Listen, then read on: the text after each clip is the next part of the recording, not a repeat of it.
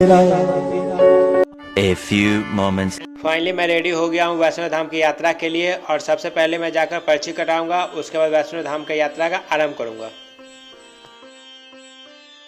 और यात्रा की शुरुआत करने से पहले थोड़ा बहुत भोजन कर लेना चाहिए, क्योंकि आपको यात्रा बहुत ही लंबा करना है और रास्ते में आपको कई प्रकार के भोजन का दुकान लगा मिलेगा। और आपको याद रहे भरपेट खाना नहीं खाना है, क्योंकि आपको चलने में बहुत दिक्कत होगा। तो चलिए भोजन ग्रहण करने के बाद आगे चलते हैं। यात्रा पंजीकरण जहाँ पर होता है वहाँ पर हम लोग पहुँच चुके हैं। और यहाँ पर आपको जितने भी आपके बच्चे जाए या परिवार जाए, यहाँ पर आपको ID चेक होगा, आधार कार्ड या DL या पैन कार्ड आपको यहाँ चेक कराना है। उसके बाद आपको पंजीयन होगा। उसके बाद ये जो मैं गले में टांगा हूँ ये आपको ID मिलेगा। उसके बाद आप यात्रा को आरंभ कर सकते हैं। फिर इसके बाद आप आगे की ओर जब बढ़ते हैं तो आपको ये वैष्णो धाम का प्रथम द्वार मिलेगा और आपका यात्रा यहाँ से शुरुआत होगा। थोड़ा बहुत आपको भीड़ का सामना करना पड़ सकता है। और एक बात याद रखिएगा, आपको बीड़ी, सिगरेट, पान, गुटखा इत्यादि अंदर नहीं ले जाने का परमिशन है, इसलिए आप इसे बाहर फेंक दें, अन्यथा आप अगर पकड़े जाते हैं तो दंड के भागी भी बनेंगे। और आप इसी तरह शांतिपूर्वक लाइन बनाकर आप अपने लाइन में जा सकते हैं। और यहाँ लेडीज़ के लिए अलग लाइन है और जेंट्स के लिए अलग लाइन है, तो कृपया शांतिपूर्वक ही अंदर प्रवेश करें। और एक बात आपको बता दूं कि यात्रा के दौरान आपके पास जितने कम बैग होंगे उतने आसानी से आप चढ़ाव कर सकते हैं। अगर भारी भरकम सामान अगर पिट्ठू पे लाद के जा रहे हैं तो आपको चढ़ने में बहुत ही कठिनाई का सामना करना पड़ेगा, क्योंकि चढ़ाई थोड़ा टेढ़ा मेढ़ा और ऊंच नीच भी है। तो इसीलिए आप एक पिट्ठू बैग और जितने आप कपड़े वहाँ पर ले जाएंगे, और ध्यान से आप 1-2 वस्त्र आप ठंडे जरूर रख लीजिएगा, क्योंकि वहाँ पर रात में ठंडा जरूर लगता है। और यहाँ सबसे पहले आपका जो बैग है उसका भी चेक इन होगा। और इससे मिलिए, ये हमारी बिटिया है, ये हमारी बिटिया है। प्रेम से बोलिए जय माता दी।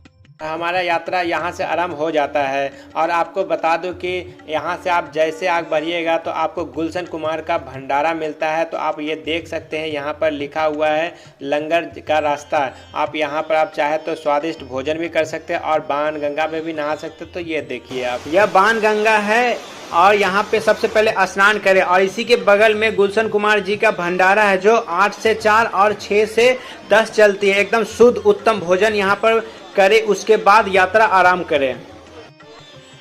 आप चाहे तो इस जगह भी स्नान कर सकते हैं, मगर सबसे अच्छा बाण गंगा में आप स्नान करके ही ऊपर यात्रा आराम करें।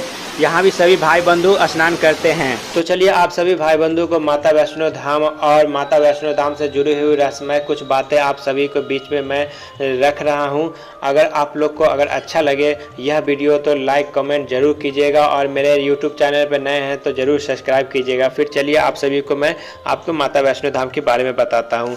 मान्यता यह है कि माता वैष्णो देवी त्रेता युग में माता पार्वती, माँ सरस्वती और माँ लक्ष्मी के रूप में मानव जाति के कल्याण के लिए एक सुंदर राजकुमारी का अवतार लिया था। उन्होंने त्रिकुटा पर्वत पर तपस्या की थी। बाद में उनका शरीर 3 दिव्य ऊर्जा महाकाली, महालक्ष्मी और महासरस्वती के सूक्ष्म रूप में विलीन हो गई। माँ वैष्णो देवी मंदिर की कहानी और महिमा के बारे में माना जाता है कि करीब 700 साल पहले मंदिर का निर्माण पंडित श्रीधर ने किया था। श्रीधर एक ब्राह्मण पुजारी थे और श्रीधर और उनकी पत्नी माता रानी का परम भक्त थे। एक दिन श्रीधर के सपने में दिव्य के जरिए भंडारा कराने का आदेश मिला, लेकिन श्रीधर की आर्थिक स्थिति अच्छी नहीं थी, जिसके कारण श्रीधर आयोजन की चिंता करने लगे और चिंता में पूरी रात जगे रहे। फिर सब कुछ किस्मत पे छोड़ दिया। सुबह होने पर लोग वहां प्रसाद ग्रहण करने के लिए आने लगे। कुछ देर बाद उन्होंने देखा कि माता वैष्णो के रूप में एक छोटी कन्या उनकी कुटिया में पधारी और साथ मिलकर भंडारा तैयार करने लगी। जब भंडारा तैयार हुआ तो संपूर्ण गांव वाले भंडारा के रूप में प्रसाद जो मिला उसको ग्रहण किया। इस प्रसाद के ग्रहण करने के बाद लोगों को संतुष्टि मिली, केवल वहां मौजूद भैरव बाबा को छोड़कर, क्योंकि उन्होंने मांस खाने की मांग की थी। माता वैष्णो देवी के रूप में आई छोटी सी कन्या ने साफ इनकार कर दिया, जिसके बाद भैरव बाबा अपना अपमान सह नहीं पाया और उसने माता रानी को पकड़ने की कोशिश की, लेकिन वह ऐसा करने में विफल रहे। फिर माता रानी विलीन हो गई और ये सब घटना को देखकर श्रीधर को बहुत ही दुख हुआ। फिर श्रीधर ने माता रानी के दर्शन करने की लालसा जताई, जिसके बाद एक रात माँ वैष्णो ने श्रीधर को सपने में दर्शन दिए और उन्हें त्रिकुटा पर्वत पर एक गुफा का रास्ता दिखा जिसमें उनका प्राचीन मंदिर है। बाद में ये मंदिर दुनिया भर में माँ वैष्णो धाम के नाम से प्रचलित हो गया। तो ये था हमारे माता वैष्णो धाम से जुड़ी हुई छोटी सी कहानी जो मैंने आपके खिदमत में प्रस्तुत किया। और ये जो आप देख रहे हैं पीछे भोलेनाथ का बहुत ही प्राचीन और बहुत ही भव्य मंदिर था जो किसी कारणवश विवाद से बंद हो चुका है। तो जैसा कि आप सभी जानते हैं कि कलयुग का शुरुआत बहुत ही बुरी तरीक़ा से हो चुका है। और जैसा कि आप सभी ये भी जानते हों कि महाभारत में श्री कृष्ण भगवान ने पांडवों को 5 बातें बताई थी जो कि इस कलयुग में पूरी तरीक़ा से सत्य हो रहा है। जैसे कि कलयुग का सबसे प्रिय चीज़ रहेगा पब जाना, क्लब जाना, दारू का अत्यधिक सेवन करना, बिना बात के किसी से झगड़ा करना, जर जमीन जोरू के लिए हमेशा लड़ते रहना और बहुत सारी बातें ऐसी है जो हो रही है, सभी आप देख भी रहे हैं। और मंदिर जाने से लोग बहुत ही कतराएंगे।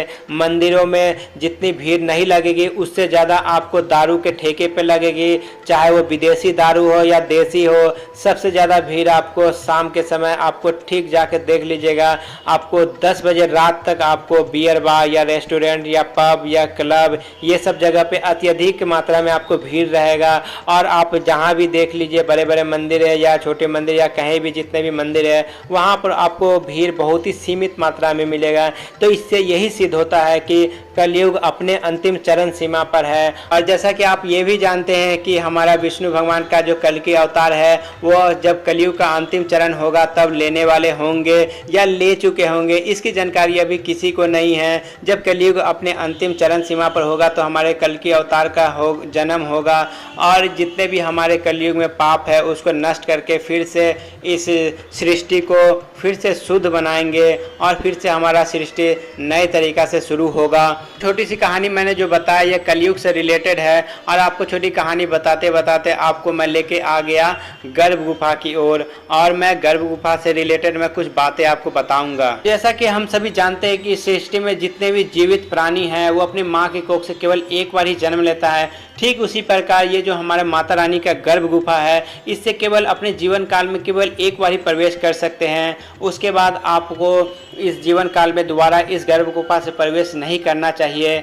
आप कर सकते हैं, ऐसा कोई दिक्कत नहीं है, मगर आप ना करें तो सही रहेगा क्योंकि ये जीवन काल में हम अपने माँ के कोख से केवल एक बार ही जन्म लेते हैं, ऐसा इस गुफा का मान्यता है। और आप ये जो देख रहे हैं हमारे गर्भ गुफा में जाने के लिए ये सारे जो श्रद्धालु हैं उपस्थित हुए हैं। और आपको मैं बता दूं कि गर्भ गुफा में जाने के लिए रेडी होंगे तो आपको इस जगह आपको रजिस्ट्रेशन करवाना होगा। और साथ में आप ये भी रजिस्ट्रेशन करवा लीजिएगा कि मुझे 2 या 3 या 4 कंबल चाहिए क्योंकि यहाँ पर ठंडा अधिक मात्रा में रहता है रात्रि के समय। और आप जब वैष्णो धाम का यात्रा कर जाते हैं तो उससे पहले यहाँ पर रजिस्ट्रेशन करवा ले तब यात्रा आराम करें, क्योंकि जब आप वापसी आते हैं तब आपका नंबर आने वाला रहता है। तो इससे आप समझ सकते हैं कितना यहाँ पे भीड़ रहता है। आप जैसे कि आप देख सकते हैं कि यहाँ पर 250 ही नंबर अभी तक आए हैं। तो इसी से आप अनुमान लगा सकते हैं कि जब माता वैष्णो धाम भैरव बाबा का दर्शन करके आप जब वापसी आएंगे तब जाकर आपका नंबर आ जाएगा या फिर आने वाला रहेगा या फिर आकर चला जाएगा। अगर आकर चला जाएगा तो आप टेंशन नहीं लीजिएगा, आप अनुरोध कीजिएगा तो आपको दर्शन करने की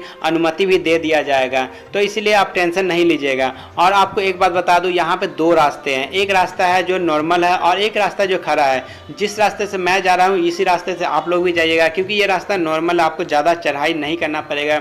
और आप देख रहे हैं कि हमारे जितने भी श्रद्धालु हैं ये लोग सब गर्भ गुफा में जाने के लिए ही यहाँ पर है, क्योंकि जो आप 250 नंबर देख रहे हैं उसी में से या फिर उससे आगे या फिर पीछे या फिर कुछ लोग वहाँ पर दर्शन कर रहे होंगे इनके, तो ये लोग विश्राम कर रहे हैं। तो चलिए फिर आपको आगे की ओर ले चलते हैं और यहाँ के नियम कानून से आपको रूबरू करवाते हैं। जब आप मंदिर के समीप पहुँचने वाले होंगे उससे पहले आपको जूता, चप्पल, बेल्ट, चमड़े का, घड़ी, मोबाइल सभी कुछ को आपको जमा करना होगा यहाँ जो बना हुआ लॉकर है उसके अंदर। उसके बदले में आपको या तो चाबी मिलेगा या फिर टोकन मिलेगा जिसे आपको संभाल कर रखना होगा। और हाँ, यह जो आप जमा कीजिएगा यह पूर्णतः निःशुल्क रहता है।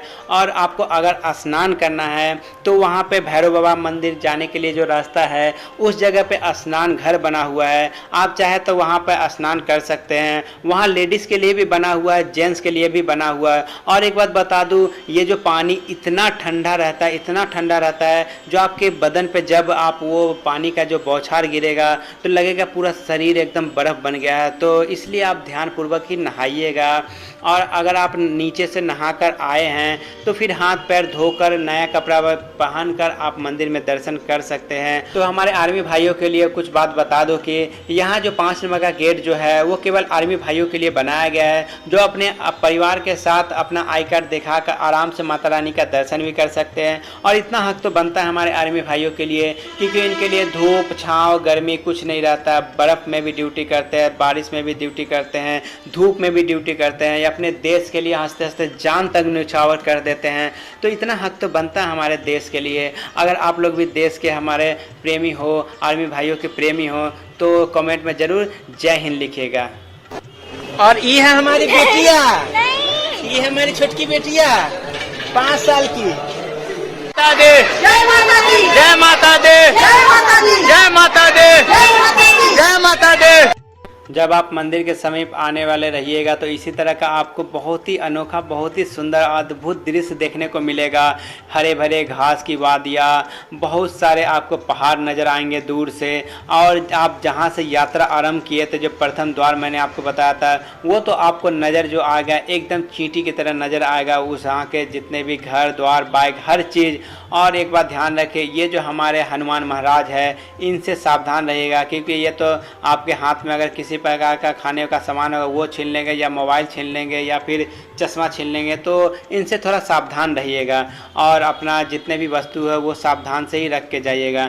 तो आप देख सकते हैं कि जब हम अपना यात्रा को आरंभ करते हैं तो इसीलिए मैं आपको बोला था कि कम जो सामान हो वो लेकर जाइएगा, क्योंकि आपको बैग के साथ साथ इसी तरह आपको बच्चे को भी लाद के लेके जाना होगा। तो आगे आप समझते ही हैं। तो आप जब भी यात्रा का आरंभ करें तो जितना आपके पास कम सामान हो तो आपको यात्रा करने में उतना ही आनंद होगा। अगर भारी सामान आप लेकर चलते हैं तो आपको यात्रा करने में उतना ही कठिनाई का सामना करना पड़ेगा। तो चलिए आपको एक और बात बता दें, यहाँ का जो मौसम है ना हमेशा आपको बदलते ही नज़र आएगा, जैसे कि आप देख सकते हैं। तो फाइनली हम लोग माता के दरबार पहुँच गए हैं और ये बारिश होने के कारण यहाँ पर ठंडी बढ़ गई है। तो हम लोगों ने पहले से ही ठंडी का वस्त्र लेकर आया था, तो हम लोगों ने इसको धारण कर लिया है।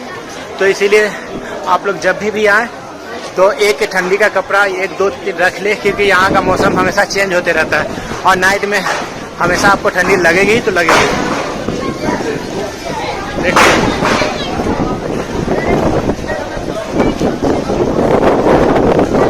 ये हवा आपको बता देगा यहाँ पर कितनी ठंडी लग रही है। गर्मी में भी ठंडी का एहसास आ रहा है।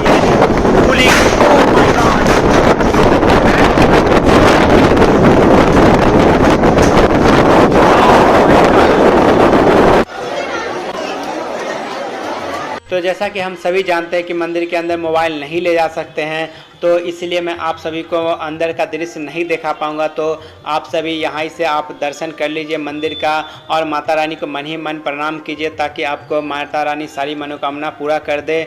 और आप सभी को अगर जीवन में मौका मिले तो एक बार वैष्णो धाम जरूर जाएँ। तो चलिए मैं आगे की ओर ले चलता हूँ आपको। माता रानी के पास पहुंच चुके हैं, आप दर्शन कीजिए। नवरात्रि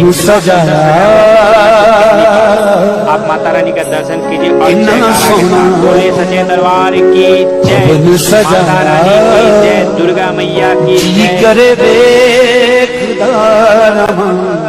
जब हम माता रानी का दर्शन कर लेते हैं उसके बाद बाबा भैरवनाथ का दर्शन करना भी अनिवार्य है। इसके पीछे भी कुछ कहानी है जो मैं आपको आगे बताऊंगा। तो यहाँ पर 2 सुविधा है बाबा भैरवनाथ का दर्शन करने के लिए। एक पैदल चल के जा सकते हैं, दूसरा यहाँ रोपे का सुविधा दिया गया है, जिसका शुल्क मात्र 100 रुपया है। 100 रुपया में आप इसके द्वारा जा सकते हैं और इसी के द्वारा आप नीचे भी आ सकते हैं। तो चलिए मैं आपको बाबा भैरवनाथ के बारे में कुछ बता दूं। इस वीडियो के शुरू में ही मैंने बताया था कि जब श्रीधर के घर पे भोजन का आयोजन हुआ था तो माता वैष्णो धाम छोटी बच्ची के रूप में आई थी और बाबा भैरवनाथ के द्वारा मांसाहारी भोजन का मांग किया गया था, तो माता वैष्णो ने मना कर दिया था। तब वहां से माता विलीन हो गई थी। अब बाबा भैरवनाथ पीछा करते करते गर्भ गुफा तक पहुंच गए थे और माता रानी को तब उसके बाद क्रोध आया था। तब माता रानी ने माँ काली का रूप धारण करके अपने त्रिशूल से भैरव का सर धड़ से अलग कर दिया और वह सर जाकर 2.5 किलोमीटर दूर जाकर भैरव घाटी नामक स्थान पर जा गिरा।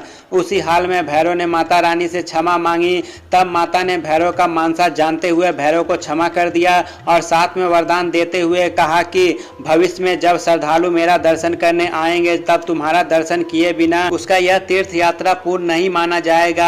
और यह वरदान देते हुए माता रानी विलीन हो गई। तब से आज तक सभी श्रद्धालु माता वैष्णो धाम का दर्शन करने के बाद बाबा भैरवनाथ का दर्शन करते हैं। तब जाकर यह माँ वैष्णो धाम का जो यात्रा है इसे संपूर्ण माना जाता है। और जितने भी यहाँ पर श्रद्धालु आते हैं वह इस नियम का पालन जरूर करते हैं। तो दोस्तों, यहाँ के जो वातावरण का जो माहौल है और यहाँ के जो हरे भरे घास और आकाश का जो दृश्य है वो यहाँ आकर ही आप इसका लाभ उठा सकते हैं देखकर।